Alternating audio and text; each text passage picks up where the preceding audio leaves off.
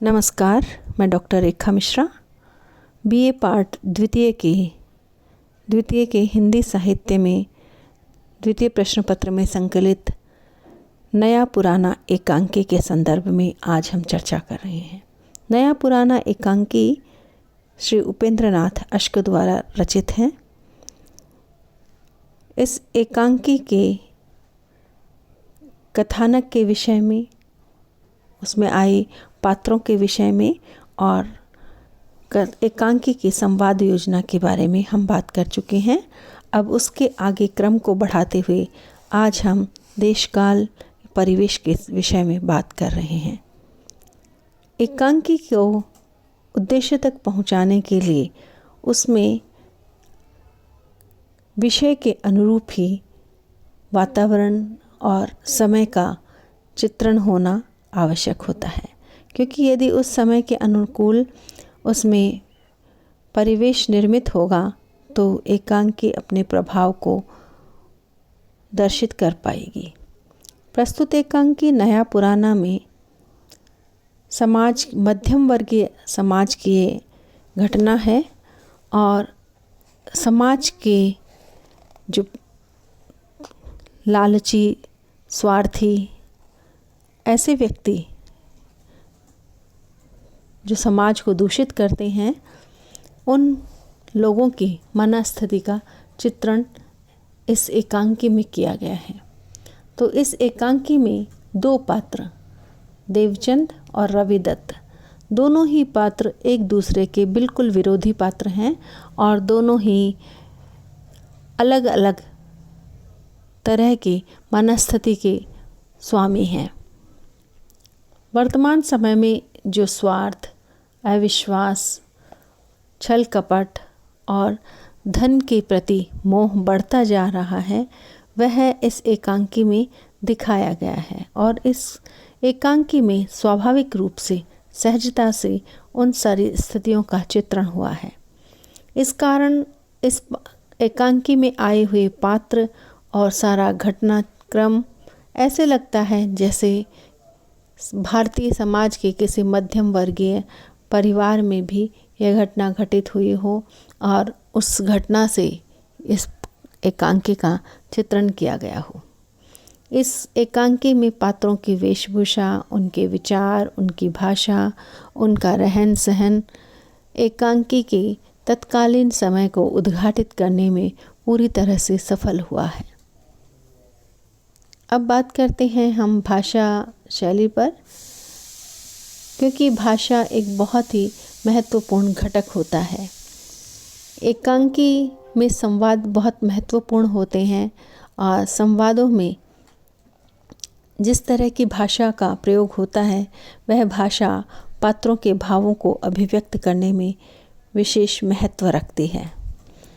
एकांकी का रंगमंच पर मंचन किया जाता है और उस मंचन में एक ऐसी भाषा यदि प्रयोग में ली जाए जो दर्शक और पाठक दोनों जिसे आसानी से समझ सकें और वह भाषा अपने उद्देश्य को पूरी तरह से संप्रेषित करने में सफल हो सके, तो वह भाषा सार्थक होती है।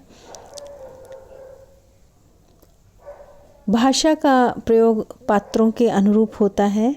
जिस तरह का पात्र होता है, ऐतिहासिक घटना चक्र होता है, तो उसमें उस कथा वस्तु की ऐतिहासिक कथा वस्तु को देखने पर उसमें पात्रों की भाषा भी उन्हीं के अनुरूप होती है और वर्तमान समय का यदि पात्र होता है तो उसकी भाषा उसके अनुरूप होती है। इस आधार पर हम नया पुराना एकांकी की भाषा पर बात करें तो देखेंगे कि नया पुराना एकांकी में आम बोलचाल की भाषा का प्रयोग हुआ है। इसमें देवचंद और रविदत्त कहीं कहीं उर्दू के शब्दों का भी प्रयोग करते हैं और संस्कृत निष्ठ तत्सम और तद्भव शब्दावली भी उनकी भाषा में प्रयुक्त हुई है। आम बोलचाल में आने वाले अंग्रेजी के शब्द भी उनकी भाषा में मिल जाते हैं। इस एकांकी में भावात्मक और चिंतनात्मक शैली अपनाई गई है। भाव संप्रेषण की दृष्टि से एकांकी की भाषा शैली बहुत ही श्रेष्ठ है। किसी भी एकांकी को उसके अंतिम लक्ष्य तक पहुंचाने के लिए एक उद्देश्य को ध्यान में रख करके एकांकी की रचना की जाती है। उस उद्देश्य तक एकांकी को पहुंचाने के लिए एकांकी के विषय का सबसे पहले चयन किया जाता है और उस विषय का प्रारंभ, फिर उसका विकास और उसको चरमोत्कर्ष तक पहुंचाया जाता है। तो एकांकी का उद्देश्य हमेशा जो चुना जाता है वह ऐसा होता है कि किसी आदर्श को स्थापित कर सके और वह उद्देश्य बहुत ही प्रभावपूर्ण होना चाहिए। उद्देश्य को अभिव्यक्त करने में ही अगर कोई भी जो उद्देश्य को लेकर के एकांकी की रचना की गई है वह उद्देश्य यदि पूरी तरह से अभिव्यक्त होता है तो वह एकांकी की सफलता होती है। नया पुराना एकांकी में वर्तमान समय में हमारे समाज में प्रचलित धन के प्रति प्रेम, मोह और व्यक्ति की स्वार्थपरता, लोलुपता, अविश्वास की भावना तथा छल कपट की सुंदर व्यंजना हुई है। कहानी एकांकीकार ने पात्रों के संवाद इस तरह से रचे हैं, उनके लिए भाषा और शब्दों का चयन इस प्रकार से किया है कि पात्रों के मन की स्वार्थ को, उनकी नीयत को स्पष्ट करने में वह भाषा समर्थ हो पाई है। कहानी में जहाँ देवचंद पात्र है वह आदर्शवादी चरित्र को व्यक्त करता है, वहीं रवि दत्त एक स्वार्थी और लालची व्यक्ति के चरित्र का निर्माण करता है। यही इस कहानी का उद्देश्य है।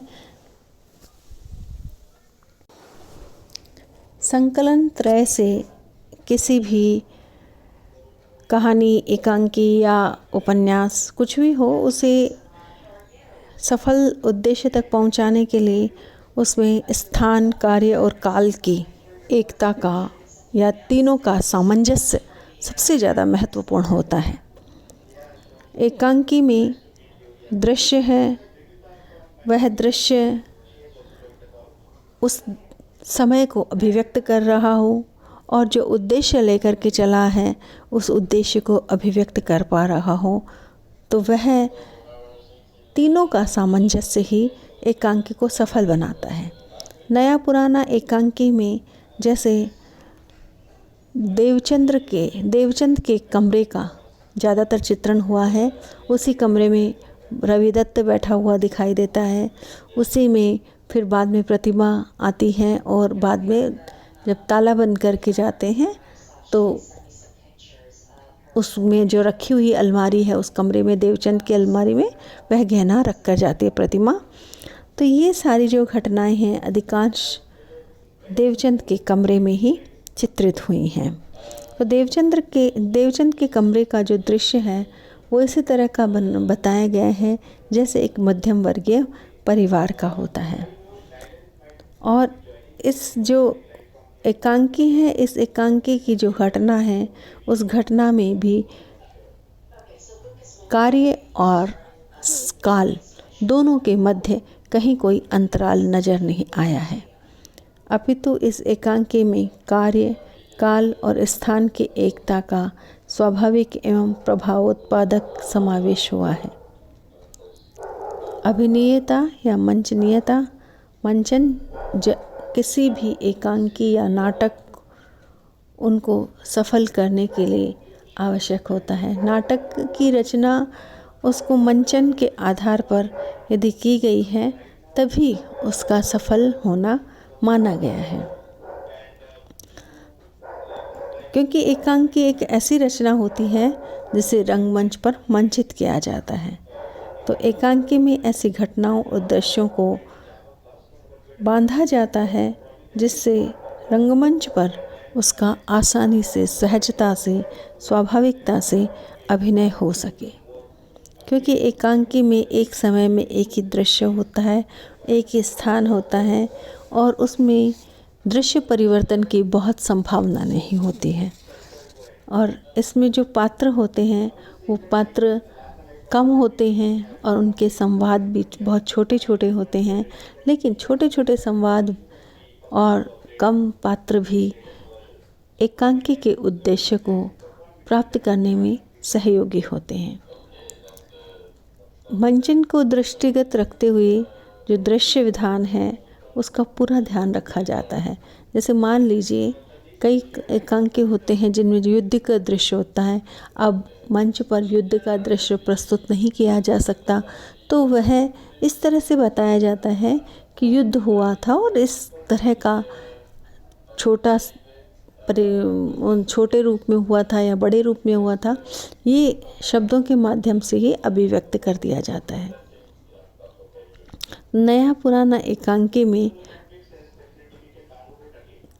विषय कथा वस्तु को इसी तरह से अभिव्यक्त किया गया है।